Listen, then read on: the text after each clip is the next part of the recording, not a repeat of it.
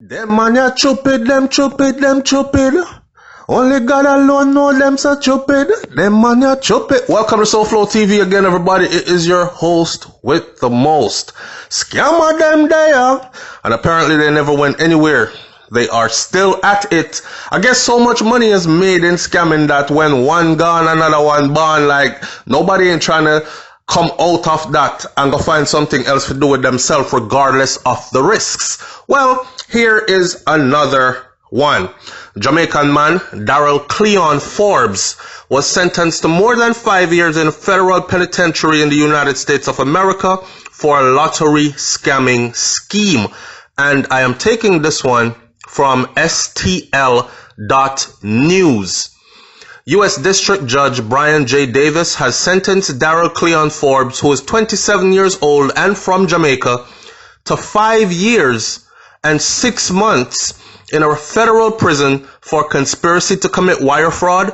The court also ordered Forbes to forfeit $2.4 million US and to pay back in restitutions $1,122,957. Forbes has pleaded guilty on November 18th of 2019. Now, according to court documents, from early 2015 until December of 2017, Forbes and others operated a fraudulent sweepstakes scheme in Jamaica, the Middle District of Florida, and elsewhere. Forbes and his co-conspirators, posing as government officials from the FBI, Federal Bureau of... They're so dumb. I swear. Listen, Forbes and his co-conspirators posing as government officials from the FBI, the Federal Bureau of Investigation, or the Department of Treasury. They falsely informed victims in the United States of America that they had won prizes in a sweepstakes and they had to send them some money via wire transfers or other methods that they came up with to pay various fees and taxes necessary to retrieve their big prize. I think all of us have gotten this phone call at some point by now.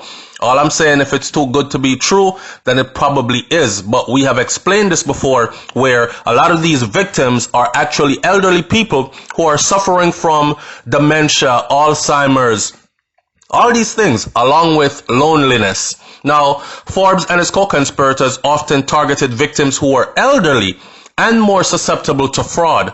After Forbes and his co-conspirators had successfully induced a victim to send money, they would then telephone the victim again repeatedly to reload, is what they call it, to reload him or her, making further false fraudulent misrepresentations in an effort to induce the victim to send more money again. The conspirators would often tell the victims that they had to send additional fees and taxes to ensure that the safety of their prize was delivered. Now, this practice would continue as long as the victim continues to send the money. No victim of the conspiracy ever received any of the prizes that were promised. Forbes and his co-conspirators kept all of the funds for their own personal benefits. Now, Forbes and his co-conspirators also recruited residents in the United States of America to open bank accounts and to deposit the transfers that they fraudulently obtained. To facilitate the scheme, Forbes and his co-conspirators obtained personal identifying information of victims and then transferred or directed others to transfer victim funds to co-conspirators in Jamaica and elsewhere for the purpose of making ATM withdrawals and things like MoneyGram, Western Union pickup.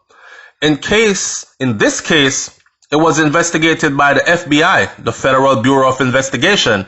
And I mean, if you're out here pretending to be an FBI agent, don't you think you're attracting the FBI? Don't you think you're attracting the FBI to actually come dig up who you are to find out which one of their agents are involved in such activities? Boy, I tell you, them man ya chupid, them chupid. Scammer them there. I saw. It was listen, no, they said that it was prosecuted by Assistant United States Attorney Jay Taylor and Ashley Washington. Now, I've said this before and I'm going to say it again many times over. Me, I prefer working for my little bit. You understand? Like my grandmother from Clarendon, Jamaica said, every mickle make a muckle grandson. And that is my forte. Every mickle make a muckle. So I prefer to stay out here and scrape it up from all angles. Make them tell me if I move and go on with me little bit of money. It's okay. Me will go on with me little bit of money and me whole heap of freedom.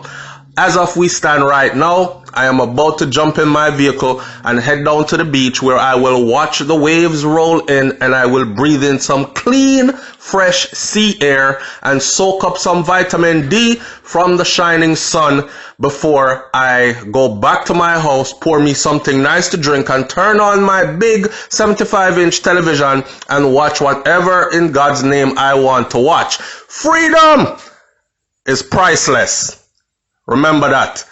Like, comment, share, subscribe, leave your comments in the comment section below. It's SoFlo TV. I'm out. Peace.